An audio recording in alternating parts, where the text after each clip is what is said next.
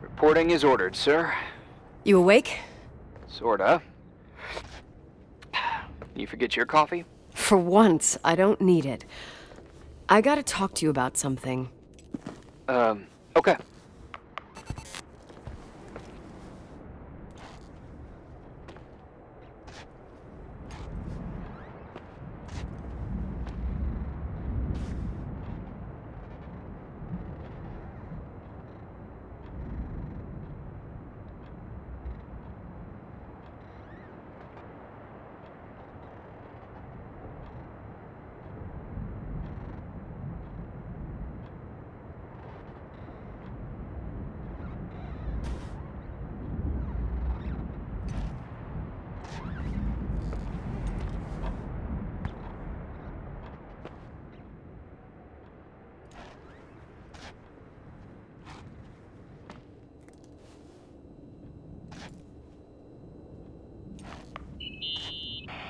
Here I am.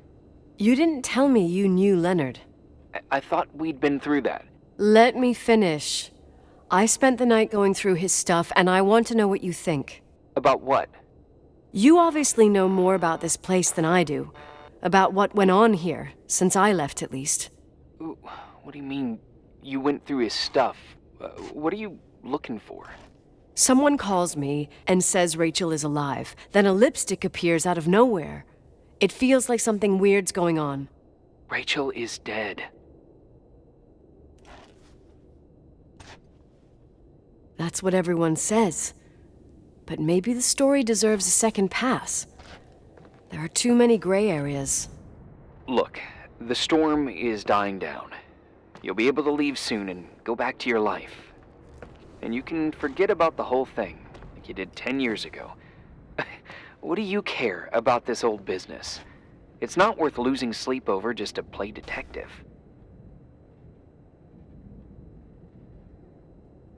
Look at it this way. I've always had a secret passion for Sherlock Holmes.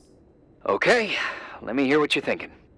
If there's one thing Leonard taught me, it's that you gotta listen to what's buzzing in your head. First, it might just be a confusing noise, but if you connect the dots, then it starts making sense. And right now, I've got a beehive in my head.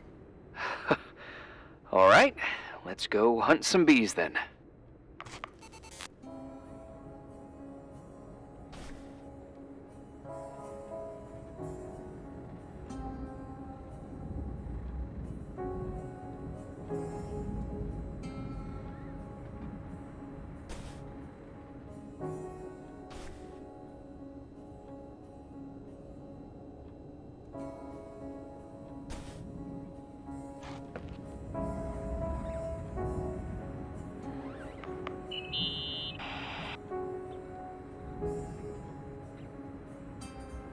So, listen to this. Graphologists doubt the authenticity of the suicide note left by the girl. Who said that? An investigative journalist. The article came out a year after her death. You think it's a setup? Perhaps. Okay, I'll hear you out.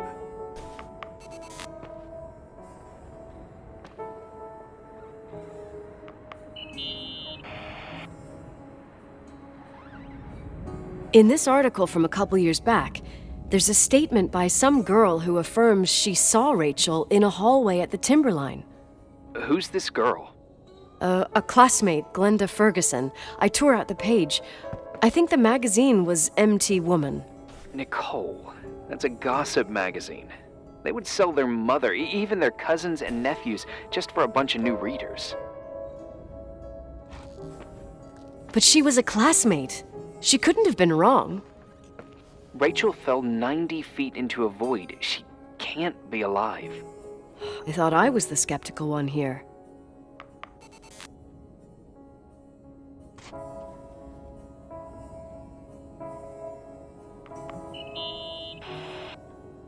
I found a copy of the local paper, dated December 29th, 1981, the day that the body was discovered.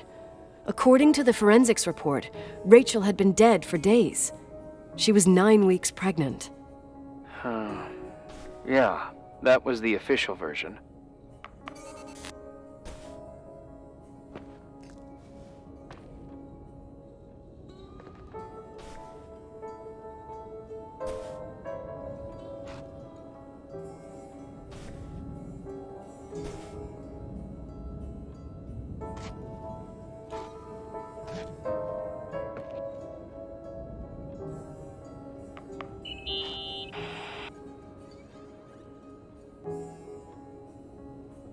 You know, I can't stop thinking about Rachel's father. Reverend Foster. He was a very strict man. Harsh, even for pastor standards. He and Leonard spent hours debating the nature of reality, the universe, and God. Well, opposites often attract. Do you ever see him? Rarely. He gives a service once in a while. Back in the day, I thought he was a kind of reptilian with a human skin suit. His daughter's death destroyed his ego. His faith made him even more cynical and lonely than he already was. I can remember him demanding total perfection from Rachel. That was insane. You don't think he could have harmed his daughter? Hey, no. But even Reverend Foster is a player we shouldn't underestimate in this story. I'm just saying. Right.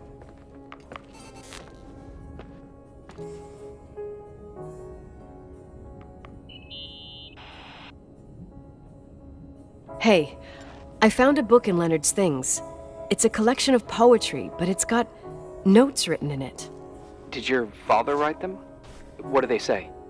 Dates, notes, thoughts. Listen to this. Today I saw Rachel. Or Rachel is sad. Or Rachel says she feels alone. He kept a diary about her. But the book was printed 8 years after Rachel's death. Do you mean it's like he was talking with Rachel after she died? As if he saw her. Well, I mean, there must be an explanation. Of course, there's an explanation for everything, and we've got to find it.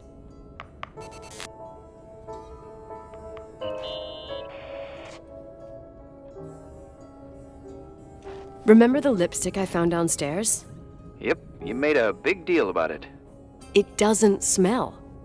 Should it? After they've been open for a while, lipsticks smell really bad. Maybe there's been other women. I mean... Yeah, sure. Leonard ruined his life over a 16-year-old, became a recluse, lost everything, and in the meantime, he supposedly had another lover, maybe even two. Could the cold have preserved it? Possibly. Anything else? Okay, I'd say that's enough. Yeah, that's enough for tonight. Today, or what the hell time is it? You think there's a lot to dig up in this old story?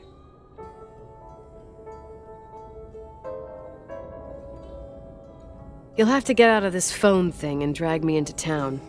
You don't need my approval. Good job. You're getting the hang of it. But sometimes it's better to leave the skeletons in the closet. Once they come out, you never know what they'll have to say. It's a risk I already considered. I can handle it. Hard-headed like your father. Trust me, at least on this one thing. Go to bed. You need it. Agent Crawford, this bit of advice. I'll follow it to the T.